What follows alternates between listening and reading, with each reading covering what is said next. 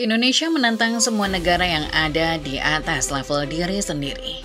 Round 4 nanti akan jadi pembuktian apakah skuad Patrick Kluivert layak melanjutkan mimpi ke Piala Dunia atau tidak.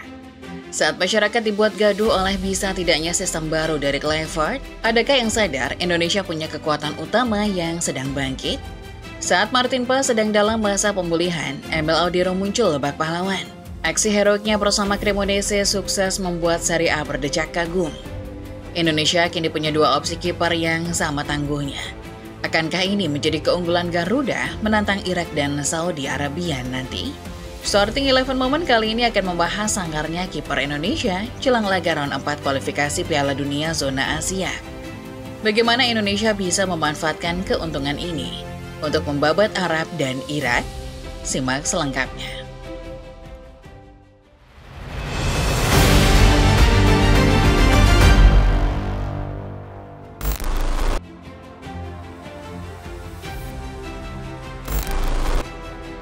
Indonesia lolos ke Piala Dunia.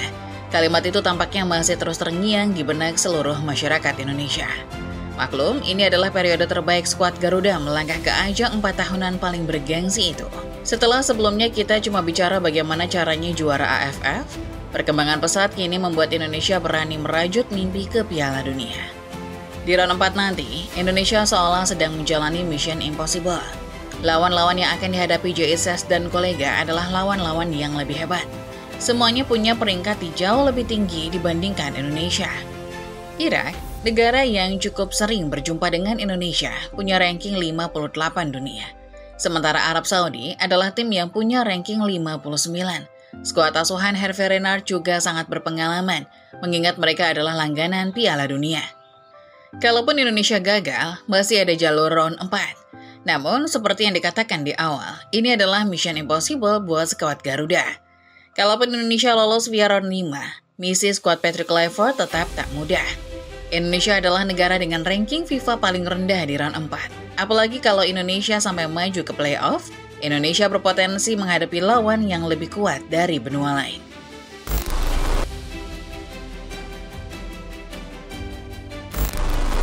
Di satu sisi, Indonesia mungkin bak menghadapi mission impossible, tapi di sisi lain Patrick Kluivert tampak sedang sumringah. Uji coba sistem baru tampak sukses. Kluivert pun tampaknya akan mengadopsi sistem baru ini ke dalam permainan Indonesia.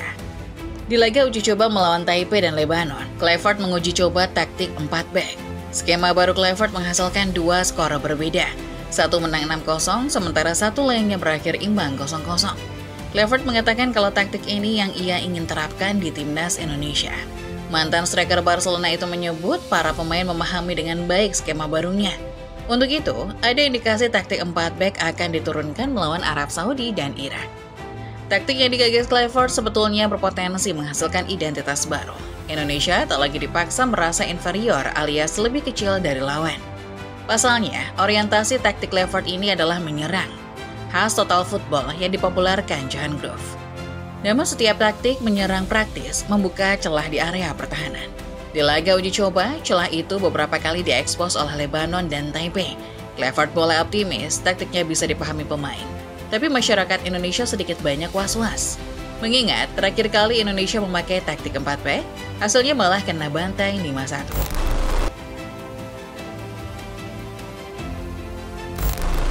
Publik mungkin was-was dengan skema baru Patrick Kluivert yang cenderung lebih terbuka. Namun sebelum laga round 4 mendatang, Indonesia bisa sedikit tenang.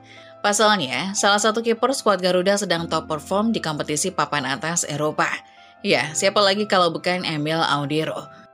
Audero dinaturalisasi pada Maret 2025 lalu. Waktu itu posisinya adalah kiper nomor 2, mengingat Indonesia sudah punya Martin Paes. Namun ketika Paes absen akibat cedera, pemain yang juga akrab disapa Emil mampu tampil impresif.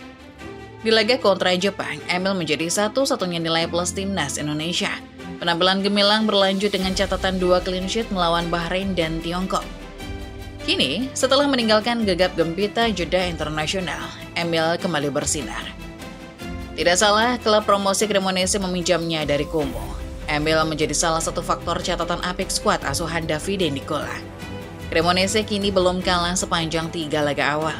Hasil ini membuat mereka bercokol nyaman di tangga ketiga klasemen. Melansir F-Brief, Emil ada di urutan teratas kiper terbaik Serie A sejauh ini. Ranking ini dihitung berdasarkan seberapa efektif seorang kiper mengatasi peluang lawan. Dalam angka, Emil punya PSXG alias statistik tembakan dengan harapan gol sebanyak 4,8, tapi nyatanya gawang Emil baru bobol 3 kali. Simpelnya, dari 3 laga awal, gawang Cremonese kawalan Emil Audero harusnya jebol nyaris 5 kali. Namun, efektivitas penyelamatan sang kiper membuat angka kebobolan lebih sedikit. Emil bahkan mengungguli Jan Butes dari Como, Marco Carnesecchi dari Atlanta, serta Mikel Di Gregorio dari Juventus.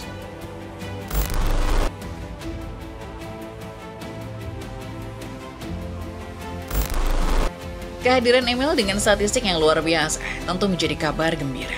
Statistik sang goli sepertinya menjadi oase di padang pasir.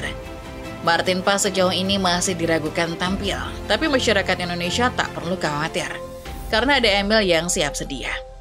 Di sisi lain, Patrick Kluivert lah yang akan bingung dengan situasi kiper timnas saat ini. Paes sejauh ini adalah pilihan utama, tapi dengan performa Emil Audero yang luar biasa di Serie A, Kluivert harus memutuskan apakah Emil bisa menggeser posisi Paes atau tidak. Sementara Emil terus menunjukkan performa impresifnya, Paes juga sedang berusaha memulihkan kebugarannya. Agustus lalu, perkiraan awal, Paes akan absen hingga 8 minggu. Itu artinya penampilan di round 4 belum bisa dipastikan. Sementara itu di dalam negeri, 2 kiper timnas lainnya, Hernando Ari dan Nadeo Argaminata, juga tampil impresif. Nadeo bersama Borneo saat ini ada di puncak klasemen sementara BRI Super League dengan catatan selalu menang dalam 4 laga.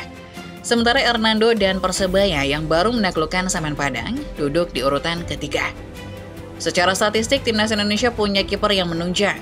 Sementara di belakang sedikit diragukan dengan adanya taktik baru Kluivert. Paling tidak, Indonesia punya sosok-sosok yang menenangkan di bawah Mister. Kiper-kiper Garuda sudah siap tempur untuk round 4.